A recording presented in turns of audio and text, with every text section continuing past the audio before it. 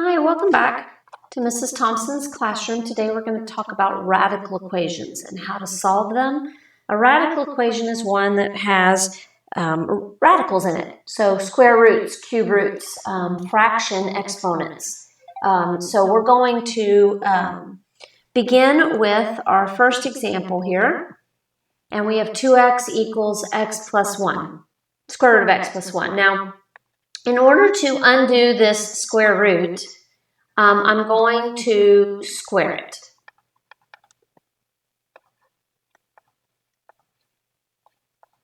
Okay? A square root and a square are inverse operations, so they'll undo one another. So as long as I do the same thing to the left that I do to the right, that's our golden rule of equations, I keep the equation true. So I'm going to square this, and I get 4x squared. And if I square the right, I get x plus 1. So then I have a quadratic, so I'm going to move all of this over. So I'll get 4x squared minus x minus 1 equals 0. And now it's a quadratic, so we can factor, or we can try to complete the square, or we can use the quadratic formula. So I'm just going to do that. So my b value is negative 1. So I'm going to have 1 plus or minus the square root of negative 1 squared minus 4 times a times c, all over 2 times a.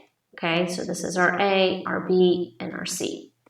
Okay, so if I reduce this, I get 1 plus or minus the square root of 17 over 8. Okay, now just to check in my calculator, that's approximately negative 0.39 and 0.64. Now, so this is the solution I get. But as I said, radical functions can have restrictions on them. When we are taking a square root, I cannot take the square root of a negative number and stay in the realm of real numbers. So this interior part of the radical, the radicand, what's underneath, has to be greater than or equal to 0. So that means x has to be greater than or equal to negative 1. This is my domain.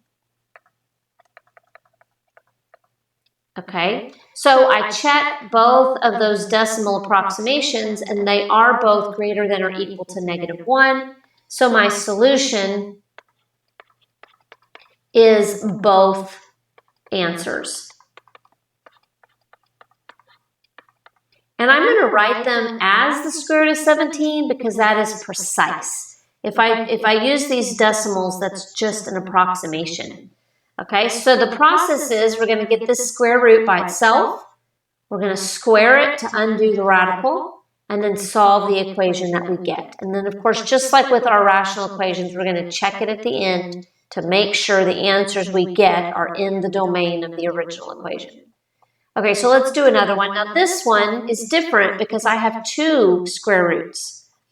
So I have to get one of them by itself in order for this undoing process to work. So the first thing I'm going to do is I'm going to take and add that square root of x minus 4 over to the left-hand side. Now the reason I do this is so that I can square both sides.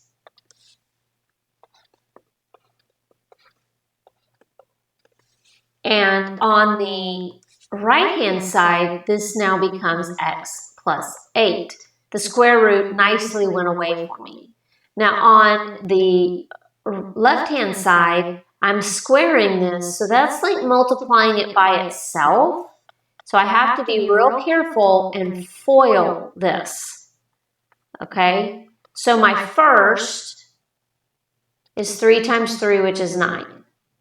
My outside and my inside are actually identical to each other, so I'm going to have 2 of those, so that'll be 6 square root of x minus 4. And then my last is the square root times the square root, so I end up with x minus 4. Okay, now the equation I got still has a square root in it, so I have to do this process again. So I'm going to get the square root all by itself. So I'm going to take this x and move it over. And this will result in an 8 on this side because these x's go away. So I end up with 5 plus 6 square root of x minus 4. Now I need to move the 5 over. So I have 6 square root of x minus 4 equals 3.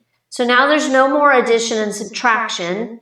The square root is by itself. The 6 multiplier is fine. And so now I can square both sides.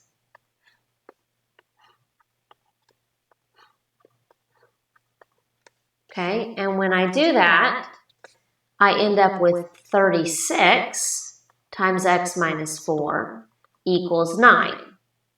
So now I have a linear equation. So I'm going to divide by 36, or you could distribute it, and I get x minus 4 equals 9 over 36 is 1/4. Then I'm going to add the 4, and I get x equals 4 and 1/4.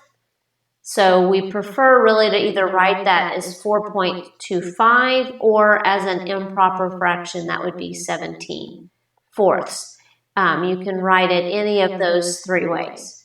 Now let's just check our domain. Let's go back up to the top real quick. And we notice that this one tells me x minus 4 has to be greater than or equal to 0. So x has to be greater than or equal to 4. Well, my answer works because 4.25 is greater than 4. This one tells me that x plus 8 has to be greater than or equal to 0. So that tells me x has to be greater than or equal to -8. Okay, so the domain of this equation is actually x greater than or equal to 4. Because if I were to put those two things on a number line,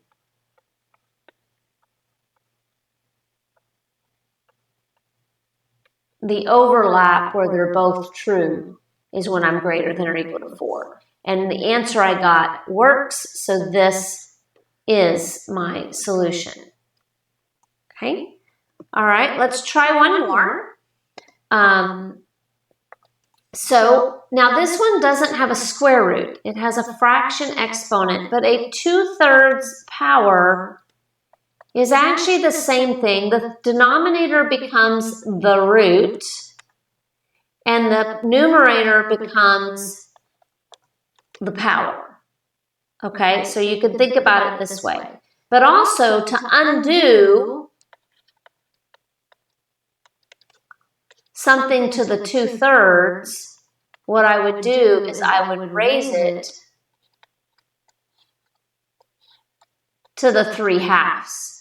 Because in our rules of exponents, this means I'm going to be multiplying those, and I get to the first power. So I have undone the radical.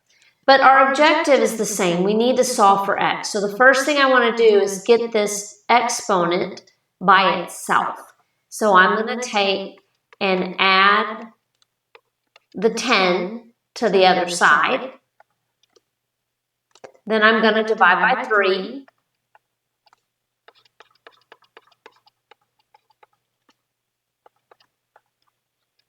Okay. Now I'm going to raise that to the 3/2. And when I do so, the left-hand side becomes x minus 1 to the first. The right-hand side, remember this is like 9, the 2, the denominator becomes the radical, and the numerator becomes the power. So this becomes 3 cubed, which is 27. So x will equal 28. Okay? Now, as far as checking the domain, if this denominator is odd, then my domain is all reals. Okay? If the denominator is even, then I have to check that the inside stays positive. Okay? All right, let's do one more here. Now this one is set up a little different, and it does have fractional exponents just like the last one. But if we look at just the numerators, I have a 2, and I have a 1, and I have a none. So it's set up sort of like a quadratic. So think about it this way. This is actually like this. So let's let x equal y to the 1/3. So I end up with this equation. Okay, so now this equation can be factored. So the 1 can only go to 1 times 1. The 2 in front of the x squared can only go to 2 times 1. Everything's positive, so we're going to put pluses. Okay, and just to check, the outside and the inside makes 3x. So I got what I wanted.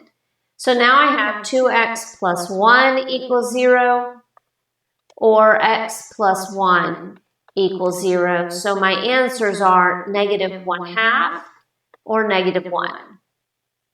Okay? My denominator was the root is odd, so all reals is my domain. So this is my answer. Okay? Now you do not have to do this substitution, but sometimes it's helpful. But you can factor it just like it sits. But the substitution seems to make it easier for people to see. Okay? All right, so hopefully that helps. It's a little introduction to radical equations. If you're in class with me, we'll get some more practice tomorrow. If you've got comments, questions, please comment below, and we will see you next time.